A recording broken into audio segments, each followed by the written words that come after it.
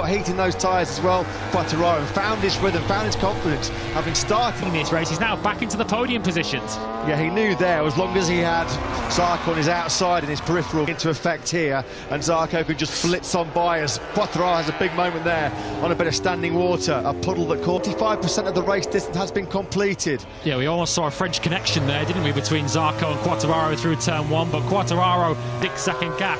Is Zarco going to have another go? He's not been able to make these overtakes cleanly so far. He has a little look at the inside of Quartararo, but has to stay. A French resistance going on here. He can't resist anymore though, can he? Quartararo up the inside into turn 12. That's where his progress may end. He's got 10 seconds up to Franco Morbidelli in 7th position. Brad Binder, he's dropped back. Nightmare in these closing stages. Quartararo's got some serious pace at the moment. He's just on another 139 flat. That was 9/10 of missed opportunities for Rins over the last couple of years. This is a really big, intense battle for 8 spots, and it is being led by the superb rookie. Here comes Johan Zarco then once again having a look, but he just cannot outbrake Jack Miller into turn 10. Gets up, but Miller outbrakes himself, and that's just the opposite. Countering a few late grip issues here. Is there still a little bit of life left in this race? Because Fabio Quartararo has found 6/10 of a second in the first 3 sectors on this current lap alone. For Quartararo that time around. Fabio Quartararo is smelling an unlikely victory here, putting real pressure on Oliveira. A 1:38 second a lap to Fabio Quartararo in second place. Can he now respond with 3 laps to go and a second in lap? Quartararo could be there. Face through that clear visor, a picture of concentration. He can see Miguel Oliveira coming back to him. In fact, Quartararo is really strong in sector 2. He's found 4/10 of a second on Oliveira in that. Next left-hander, has he been able to respond? It looks as if he's just been able to do enough on this lap as he comes out of this final corner. He's having to up his pace. 38.9, but only 3/10 faster that time around. The Portuguese has responded.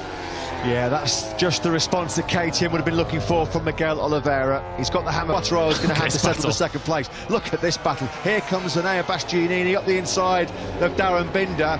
He's got that move done. Look at the star-studded company in this group, and they're being led by the rookie up from Moto 3 last season. Darren Binder is having an absolutely storming ride. Bastianini saw some fireworks from him in his Moto 3 career, but Bastianini can't find a way through. Aleix Espargaro right in contention, but there's 3 abreast into turn 12.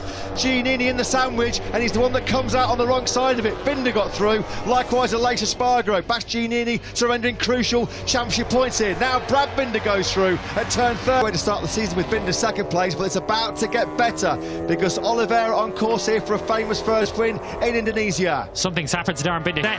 Johan Zarco took a couple of tenths out of Fabio Quartararo on that last lap, but that was more than enough for him to pull. Focus, keep his concentration.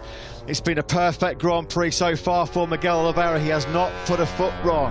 Keeps that KTM, wheels in line. Zarco, in 25 years, it has been well worth the wait. Fabio Quartararo is going to take second place, but through the final corner then comes the Indonesian Grand Prix in a quarter of a century. A brilliant podium, really good second place there for Binder. I think he's just ahead of Aleix Espargaro. Darren's got an Enea Bastianini behind him as Pol Espargaro is looking to try and steal some late points from the World Championship in 12th position, but it is Brad Binder from Aleix Espargaro.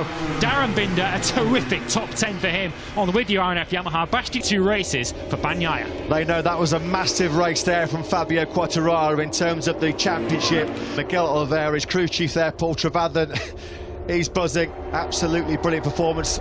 A pocket of Portuguese fans here, and that was a brilliant ride by Miguel Oliveira. Valuable 20 points taken for the poleman Fabio Quartararo. Let's hear the thoughts of his team manager. Because we know that on the wet we are not that competitive, but probably here the grip that new Tarma provide. So delighted. Somehow, after all that drama, an 11th place, Enea Bastianini losing out on that last lap is still going to be in a couple of weeks' the time. Binder brothers, look. Whoa! Brotherly love? What about brotherly love? Darren looks over and he's suddenly well aware who that is. Well, they through to take 9th spot, so super aggressive late move then by Brad Binder. A family affair, a bit of front head. It has been a pretty atrocious start to 2022 for our pre-season favourite in many respects, Pecco Bagnaia.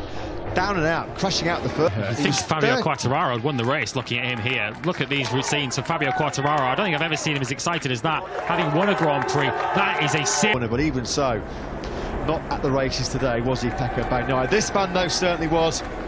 He's took full advantage of the KTM factory team. In fact, they are now, of course, going to lead the team championship, and KTM for the first time in their history will lead the all-important